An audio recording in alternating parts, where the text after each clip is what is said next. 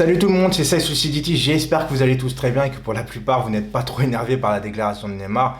Bon, je vais pas refaire des explications que je vous avais prévenues, j'ai dû faire 2-3 vidéos là-dessus, voilà, maintenant c'est du passé.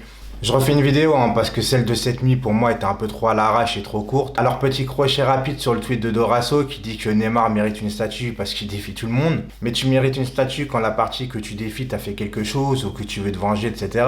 Là il est venu parce qu'il voulait partir du Barça, personne ne l'a obligé. Enfin bon, un tweet aussi stupide d'un joueur qui a été licencié par le PSG, j'en attendais pas moins de lui. Encore une fois, je vais me répéter, mais il a le droit de le penser que la remontada était un truc de fou pour lui. Mais le dire, je pense pas. Tu dois savoir que ça aurait des répercussions, surtout quand il botte en touche, quand il s'agit de parler de son avenir au PSG. J'appelle ça pour moi une franchise à deux vitesses. Il a clairement pas respecté le club encore une fois, mais bon, le type en faisant ça, il a défendu ses intérêts, c'est-à-dire confirmer son envie de départ. Tout ça pour moi, ce n'est qu'une provocation de plus, mais ça n'a jamais marché au PSG véritablement avec Neymar. Il y a eu le penalty gate, il y a eu les supporters qui l'ont sifflé alors que le mec a fini dans le même match avec 4 buts et 2 passes décisives. Oui, c'est vrai, on aurait voulu que humainement, il la donne à Cavani. Il ne l'a pas fait. De toute façon, Cavani n'avait pas besoin de ce penalty pour battre le record. Après, oui, par principe, tu dois lui donner.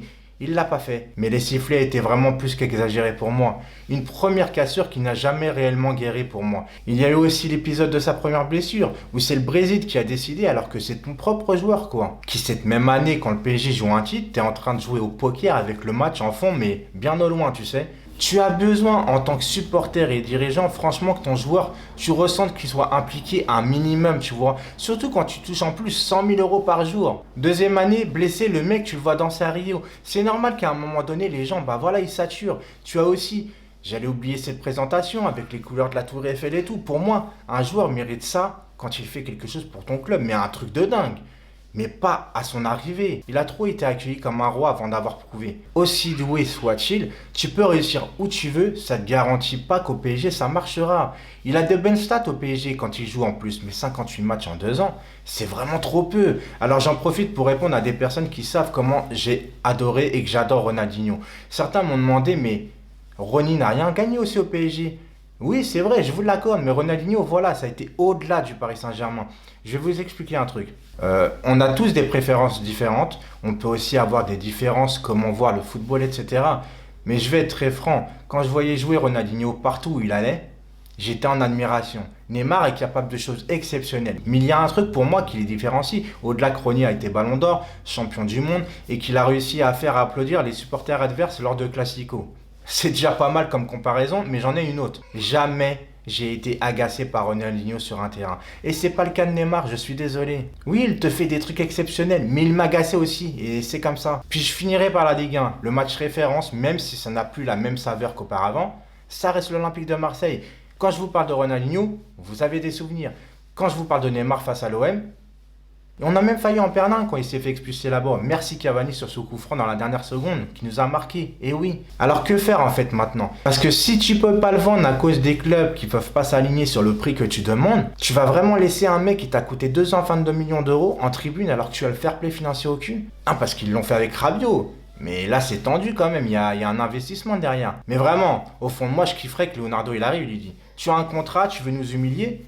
Tu ne joueras plus au foot et tu partiras pas. » Je pense qu'en plus, s'il joue au parc, ça va être injouable pour lui. Mais il l'a provoqué, c'est comme ça. Mais s'il l'a fait, c'est qu'il est sûr de son coup. Mais je voudrais parler plus en détail quand même sur des valeurs.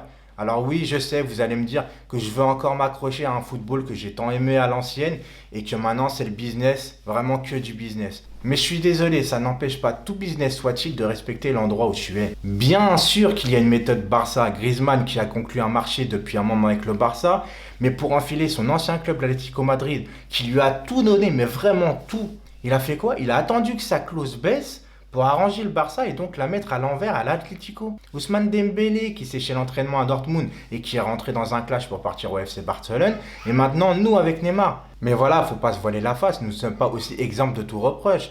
La loi des transferts, à la base, tu n'as pas le droit de rentrer en contact avec un joueur, mis à part si lui, il ne lui reste que 6 mois de contrat. Sinon, la règle est très claire et simple, c'est que tu dois passer par le club qui est en contrat avec lui avant de passer par le joueur. Mais quand le PSG a fait sauter la clause de Neymar, vous pensez que le PSG n'était pas en contact avec Neymar avant? Comme je dis, le Barça a des méthodes qui font vraiment pas plaisir à voir et qui sont peut-être les rois pour ça, c'est vrai. Mais tout le monde ne respecte pas les règles de toute façon. Donc pour Neymar, est-ce que tu t'arranges avec le Barça maintenant en prenant des joueurs Dembélé, alors le mec déjà qui est millionnaire, mais qui n'a pas un réveil qui fonctionne correctement chez lui, il respecte pas déjà le Barça, alors j'imagine même pas ce que ça serait au PSG. En plus, pour moi, vraiment, c'est un Lucas 2.0. Il a un énorme talent, mais aucune intelligence de jeu. Il lève jamais la tête. Ensuite, tu as Coutinho. Il me semble qu'il préfère retourner dans son ancien club Liverpool. Décidément, c'est la mode. D'ailleurs, mode pour mode, Matuidi, si tu veux bien revenir, t'es le bienvenu, mon charo. On a besoin de gars sûrs au club. Puis Coutinho ne s'est pas imposé au Barça. Alors, est-ce que Messi est responsable de tout ça? J'en sais vraiment rien. Disons qu'avec Coutinho, on perdrait en talent pur par rapport à Neymar, mais on y gagnerait en collectif et surtout en tranquillité. Le reste, Rakitic ou Umtiti, j'ai du mal à y croire. Cette affaire est très compliquée, franchement. Moi, ce qu'a fait Neymar, encore une fois, je suis pas surpris. Quand tu es capable de jouer ta raclure avec ton propre club formateur Santos et que Santos t'a mis en procès derrière, que tu l'as aussi mis au Barça, fallait pas croire que le PSG ça allait être différent. Moi quand il est arrivé, voilà, j'étais comme tout le monde, j'étais content vu que c'est un joueur qui est vraiment doué, mais j'ai toujours dit qu'il sera jamais à la table de Messi et CR7 parce que le mec a trop d'à côté extra sportif. Mais profitons au moins de son talent tant qu'il est là. Mais même pas, le mec encore une fois a fait 58 matchs en 2 ans. Qu'est-ce que vous voulez que je vous dise? Après voilà comment il est parti du Barça à se foutre de leur gueule, à jamais parler, à faire la préparation, à avoir le sourire jusqu'au dernier moment, à tacler les dirigeants du Barça. J'aurais pensé à tout vraiment, sauf qu'il aurait voulu revenir au Barça. Mais moi, j'aurais été le Barça. Vous savez ce que j'aurais fait, franchement? Le mec, j'aurais fait croire jusqu'au dernier jour qu'il va revenir. Et au dernier jour, boum! Moi, je lui dis non, tu viens pas. Mais le mec, tu le tues en faisant ça. Alors par contre, je veux bien qu'on parle d'un manque d'institution au PSG, en espérant qu'avec Leonardo, ça ira mieux. Mais si le Barça a vraiment fait revenir Neymar après tout ce qu'il leur a fait, le Barça, aussi grand soit-il, il ne se respecte pas en le reprenant. D'ailleurs, leur vice-président ou directeur sportif, je ne sais plus du tout, il a démissionné il y a de ça un mois et je pense qu'il n'était pas du tout en accord pour son retour. Voilà les amis, la vidéo est terminée. J'espère que la vidéo vous a plu. N'hésitez pas à liker pour le soutien, partager la vidéo et surtout abonnez-vous à ma chaîne si ce n'est pas déjà fait en n'oubliant pas d'activer la cloche de notification ici pour ne rien rater. Portez-vous bien. Ciao, ciao.